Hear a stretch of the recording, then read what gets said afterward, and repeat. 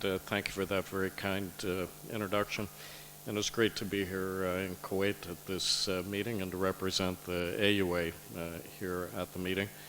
I'm not quite sure where Hussein went, but there he is over there. So, Hussein trained with me for 2 years in London. He was a fellow with us, did just a fantastic job when he was with us, and obviously has returned here to Kuwait. We did a program yesterday, a hands-on training, endourology course, just over at the hotel here. I think it turned out extremely well. It was a great evidence of cooperation between the AUA and the urology group here, and we look forward to a lot of collaboration in the future as well. Also want to acknowledge I have many friends here in the region, from Qatar, from Egypt, many other countries, and it's great to see you all here. So in this presentation we'll talk about simulation and surgical training, and obviously a lot of this will apply to trainees, residents, fellows, and so forth, but I think there's a lot of this as well that will apply to urologists in practice. Just looking out, it looks like most of you here are probably in surgical practice already. But simulation is a very important topic for you as well. The way I often frame that is that if you did your urology training 40 years ago, you could probably go through your whole career and never have to change that much. Things kind of stayed pretty much the same. In this era now, I tell our trainees you have to change yourself almost entirely about every 10 years. So you'll see 3 evolutions in the way that we do things, and that applies to stone disease, to cancer treatments, BPH with all the new technologies we're seeing. Hence, simulation training is very important as well for people who are in practice and are going to have to adapt to all of these demands. So this picture was taken in 1904, and it's the surgical leaders at the time. We're all meeting at Yale University in the United States, and we have the group there, primarily American and British physicians. And right in the middle of the whole bunch is William Halsted, who is the fellow who sort of set down the paradigm, if you like, for how we train surgical residents and how most of the training still occurs today, with his moniker of see one, do one, teach one, which is essentially describing the apprenticeship model of surgical training. So we train in the operating room, hands-on training our real patients in an apprenticeship kind of a model. And really, if you think about surgical training, there's really 2 buckets of knowledge you need to gain. One is the whole judgment piece about when to operate and so forth. And mostly you learn that from books and in the clinic and that type of environment. And then, of course, it's how to actually do the surgical procedure itself. And still today, most of that's done on real patients in the operating room. And there's a lot of challenges with that particular model. There's, no matter where you are in the world now, medical legal concerns. There's pressure to get people through the operating room quickly. We know trainees will slow us down when we're working. There's time constraints. And in the places where we train people, of course, that's where the real high-end cases tend to show up, and it gets difficult to train residents when you're doing all of those high-end cases, not the bread and butter kind of cases. And pressure from the patients themselves. They want quality outputs, and what are we doing here, having training people operate on me? I want the real surgeon to do my surgery. So all of these things are putting pressure on the training. We know the OR itself is a very inefficient place to train people how to do surgery. It's estimated that it costs about $100,000 per year per trainee to get people trained to be a surgeon. Most of that money is just the added OR time and so forth, but also equipment, surgical gloves, et cetera, et cetera. So it's a very expensive place to train people in the OR. And of course, no matter where you go almost in the world now, there's duty hour restrictions. When I trained, this didn't exist. We did 1 and 2 call for 5 years and so forth, but now it's a highly restricted phenomena. In the US, it's the 80-hour work week. In Canada, it's constrained in a different way, but it amounts to about the same thing, about an 80-hour work week. and that's translating into fewer opportunities for the trainees to actually do the surgery. So as shown in this slide, there's a very significant reduction in the number of actual operative cases that the trainees will get. And in the UK, in Europe, it's the same thing, perhaps even more restrictive in those environments. And the bottom line being that trainees are not getting exposed to all of the surgical training that we used to and that we're familiar with in the past. And all of this is really transforming surgical education from the apprentice model into a more professional type of model of training. So when you think about surgical training, again, there's about two things here. There's the whole judgment piece and so forth that you have to incorporate in the OR. It's quite hard to simulate that, although airline pilots will tell us you can simulate that piece as well. And then the technical piece, which really adapts itself very well to simulated training. The Webster definition of simulation is up here in this slide. So it's imitating a behavior using some kind of model. We'll discuss the models here in a minute, or a process. And really, when you think about it, almost everything in life actually can be simulated. Situations, surgical procedures, I mean, all sorts of things, just about everything can be simulated. Whatever it is you're trying to simulate, the principles are the same. That is to provide repetitive task in a very safe environment. You can make mistakes without extensive cost to those mistakes, like on patients. And the theory being this will reduce the time and provide more opportunities for our surgical trainees. It may not be a timely time to show this particular slide, but here we are with the Boeing company. Might not be the best example this week and last week with everything that's going on with the Boeing company, but the principles here I think are important. That is, if you read something in a book, you'll remember about 10% of it. If you listen to my talk, I'll be lucky if you remember 20% of what I say. If you actually do it yourself, even in a simulated model, you'll probably remember about 90% of what you do. And again, the airline industry have understood this for many, many years. So actual simulation goes back at least a century, and I'll show here in a moment, even before, with very primitive aircraft simulators, as shown here. And how many people here have seen this movie? Who's seen the movie? Just about everybody in the whole audience has seen this. So the Top Gun school is actually a real place. It's a Air Force training center outside of San Diego. I had a chance to visit there. Only 1 or 2% of the real Top Gun pilots are women. This happened to be one of those pilots. Had a chance to talk to her. Her aircraft is in the background there, and asked her, you know, how many hours in a month do you spend with simulation training? And it was dozens of hours a month to train to fly that aircraft, much more than our surgical trainees will take in simulation-based training. So again, the airline business has understood this for many, many years. The anesthetists will often claim that they were the first to institute simulation training. It actually wasn't the anesthetist's very first description of a simulator. Was from a midwife in France who built this very primitive simulator to train midwives how to do deliveries. And the impact of that in France was to lower the maternal mortality rate of childbirth by about half over a period, 10-year period. So even back in the 1700s, simulation was having quite a significant impact. Now, of course, in surgery, we have all kinds of simulators. We won't touch on them all. They can be very simple types of devices all the way up to very high-end computer-based types of simulators, virtual reality, that can really recreate almost an entire surgical procedure in real life and mimic that operation so that you can train in this kind of environment. The downside of these kind of simulators, obviously, is the expense.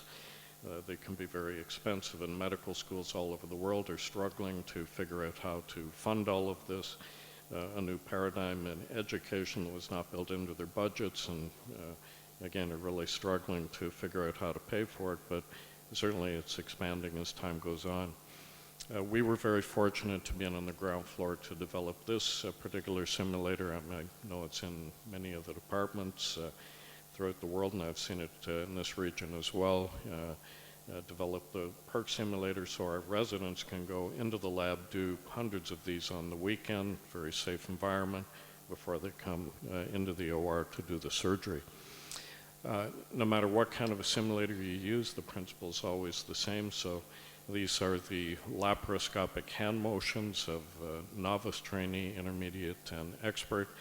And what you want with the simulator is to drive that improvement in the hand motions and abilities as quickly as you can using a simulator and not working on patients and failing and having mistakes and complications. It's very important that you have a curriculum that goes with the simulation.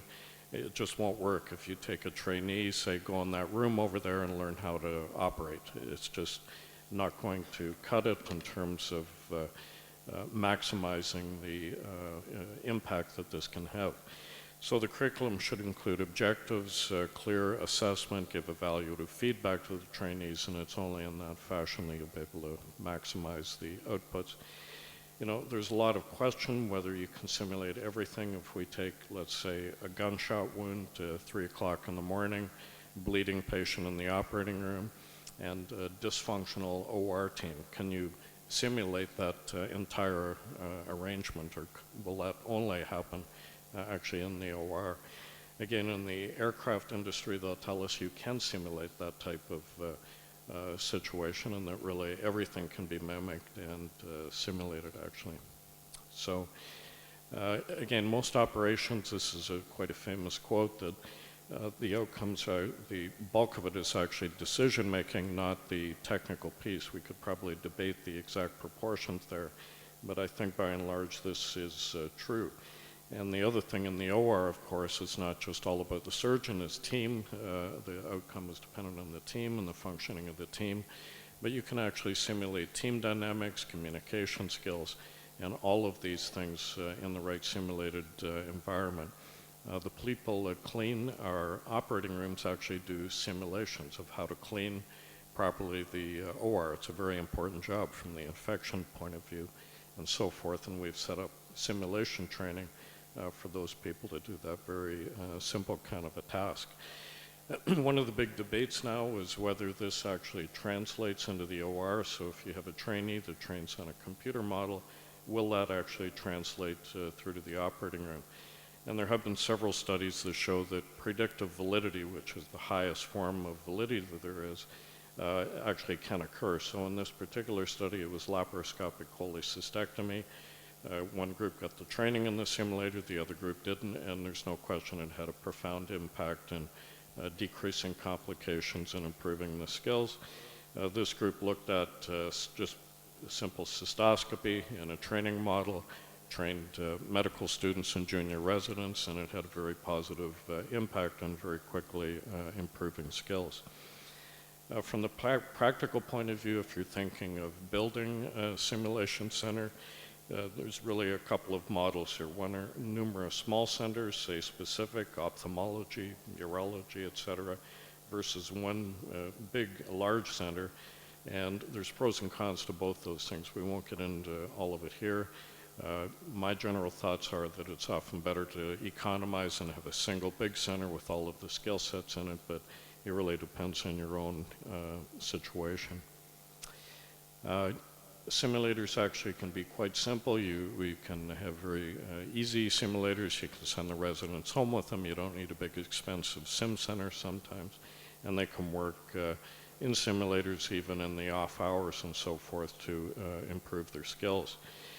Another area that's of interest and more for practicing urologists is how can simulation be used to improve your surgical skills. And there is talk now of using it to actually warm up for the surgery, something obviously that's done by many other areas of human endeavor, golfing, concert pianists, and so forth.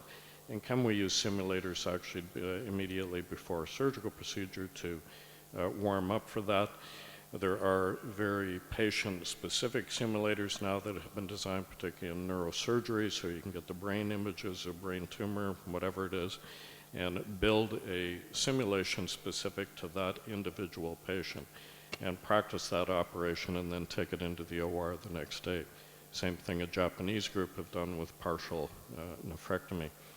And then we're starting to see some early information that the warm-up of practicing on a simulator before you do the procedure may have a beneficial impact in optimizing your overall surgical effectiveness and decreasing complications. So we'll just finish off here and talk, again, focus on practicing urologists. What might all of this mean for you? It's one thing, I think it's fairly intuitive and easy to understand how it might be for a resident who's just learning these things. But I think it is important as well for a practicing urologist to consider this form of training. And again, back to my analogy of you have to morph yourself every 10 years and learn new procedures. And the introduction of laparoscopic cholecystectomy was a story of how simulation perhaps should have been used more effectively when this operation was introduced. So, as described here by Kusheri, one of the leaders in education from the UK, the greatest unaudited free-for-all in the history of surgery. And what he was referring to was the about 5% common duct injury rate when this operation first appeared. People would go in a hotel room for the weekend, operate on a couple of pigs, show up on Monday morning, start doing the surgery, and not surprisingly, this was the kind of results we had from that rather insufficient training, and simulation could have played an important role there. This has been highlighted. This is the national newspaper in Canada about 2 to 3 years ago with the mortalities actually from the introduction, inappropriate introduction without adequate training of laparoscopic procedures. And a bunch of these cases actually were nephrectomies, where patients got into bleeding, mortality and so forth because the training was just not up to snuff with the introduction of those procedures. Surgeons are under a lot of scrutiny now for our results, of course by the patients very appropriately, but also by payers, administrators, and many in Canada, I think in other jurisdictions as well, our surgical outcomes now are up on a public website. Our blood transfusion rates, our mortality rates, certainly in cardiac surgery, they're completely under the microscope. And we know that surgical volumes are extremely important. The more you do of a certain thing, the better you are at it and so forth. And this has been well documented now in major surgical operations, things like cystectomy, cardiac surgery, Whipple's, and so forth. So it could be that simulation might fit in here. Maybe one solution to what I've just described is to centralize those big operations in the hands of a few people. The cystectomies will only be done by a small number of people in a small number of centers. I'm not sure that's the complete solution to all of this, and it is a place where simulation can be used to enhance the skills of those that might be at a marginal level and provide them the opportunity then to be taking on surgical procedures appropriately and with good outcomes. Radical prostatectomy might be a good place. 80% of the radical prostatectomies in the US are done by surgeons who do less than 10 of these operations a year. And not surprisingly, if you look at the margin rates, the biochemical recurrence rates, they're higher in the groups that are doing less volume. So here is a place as well where simulation perhaps could substitute to enhance the skills of those surgeons who are just not seeing enough volume to carry on with those operations. And really what we need to do is start to treat surgery like many other industries do. We've talked about airline pilots, but nuclear power plant operators and so forth, where simulation is completely embedded in their day-to-day activities and training and so forth to ensure that their skills are at the optimum level. And, for us to think that the status quo about this, given the scrutiny that we're under, is going to be sufficient, it's probably not. Things like recertification exams in the United States, Royal College exams in Canada, none of those things have anything to do usually with technical skills.